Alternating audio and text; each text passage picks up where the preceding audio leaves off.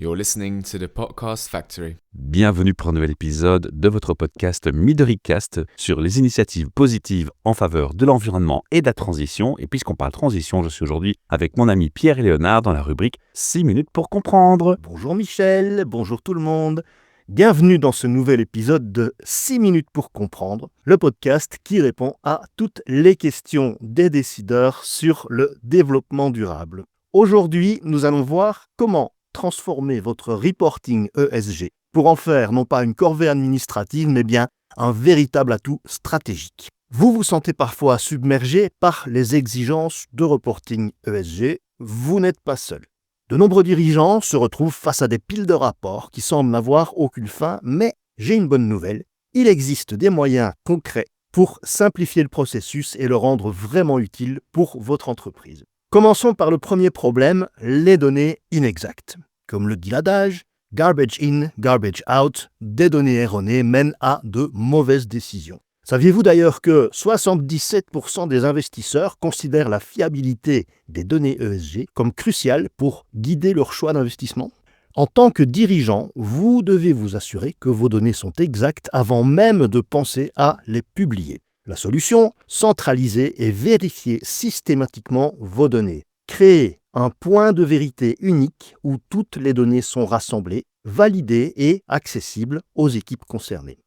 Le deuxième obstacle, c'est la complexité des processus. Combien de fois avez-vous entendu vos équipes se plaindre du temps consacré à collecter manuellement des données ou à réconcilier des informations provenant de différentes sources ? L'automatisation est votre allié. Investissez dans des outils qui automatisent la collecte et la standardisation des données. Non seulement vous allez gagner un temps précieux, mais en plus vous allez réduire les risques d'erreur. J'ai récemment travaillé avec une PME dans le secteur textile qui a réduit de 60% le temps consacré à son reporting ESG grâce à l'automatisation de certains processus de collecte des données. Troisième problème, le choix de mauvais outils. Beaucoup d'entreprises pensent qu'acquérir un logiciel coûteux va résoudre tous leurs problèmes de reporting ESG. Or, c'est rarement le cas. Privilégiez des solutions dédiées, adaptées à vos besoins réels et à la taille de votre entreprise. Il existe aujourd'hui d'excellentes plateformes spécialisées qui offrent un bon équilibre entre fonctionnalité et facilité d'utilisation. L'important n'est pas d'avoir l'outil le plus sophistiqué, mais celui qui répond précisément à vos besoins spécifiques. Pierre, je vais faire une remarque ici. Pourquoi pas faire une petite recherche pour chercher des outils made in Europe de préférence ? Ce serait déjà aussi un acte un peu responsable. Par les temps qui courent, c'est vrai que ça peut être une démarche intéressante. Comme dirait Jean-Marc Jancovici, qui est un grand amateur de l'ITOC, une démarche qui ne serait pas entièrement dénuée d'intérêt. Alors, le quatrième écueil, c'est le manque d'intégration entre votre stratégie ESG et votre stratégie d'entreprise. On traite trop souvent l'ESG comme un projet à part, déconnecté des objectifs commerciaux et opérationnels. Donc, pour que votre reporting ESG crée véritablement de la valeur, il doit être aligné avec votre stratégie globale.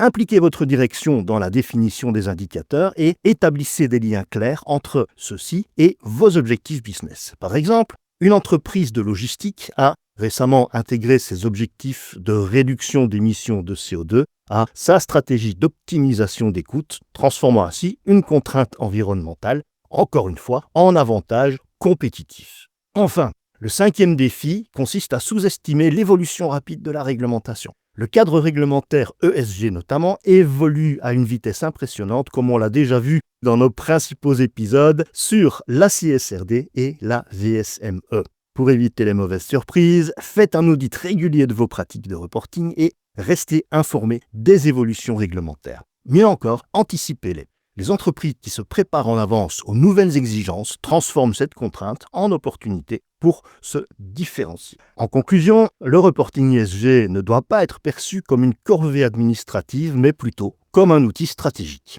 En résolvant ces 5 problèmes courants, vous pouvez transformer votre approche du reporting ESG pour en faire un véritable levier de performance. Avant de nous quitter, voici 3 conseils concrets pour passer à l'action.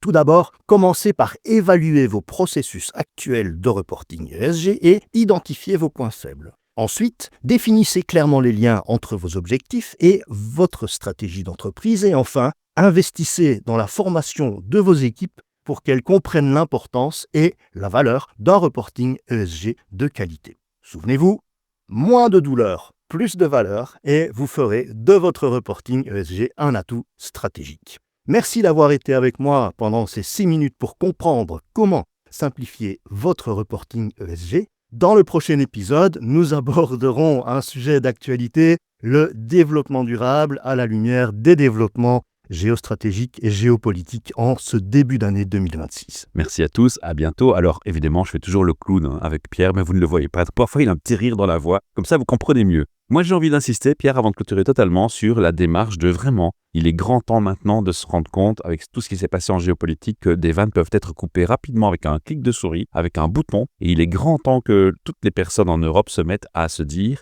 non seulement je peux utiliser des outils européens, mais que les développeurs qui nous écoutent puissent se dire, il y a un business à se faire, on peut changer la donne. Merci à tous, à très bientôt, et n'oubliez pas le répondeur. Et c'est précisément de ça qu'on va parler dans le prochain épisode. Tu vois. Ce projet podcast est une initiative créée et proposée par l'ASBL de Podcast Factory.org avec le sponsor de Transforma BXL Innovation Playground, espace de coworking à Ever.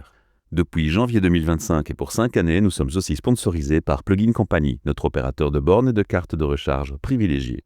De Podcast Factory.org est très fier d'être membre de Kaya, coalition des écopreneurs et écopreneurs, et de collaborer avec le Love Center. Vous retrouverez tous les épisodes de tous nos podcasts sur le site whatsyourstory.be. N'oubliez pas de vous abonner à notre chaîne YouTube de Podcast Factory.org. Nous y proposons le podcast en format vidéo avec la transcription en sous-titres en plusieurs langues.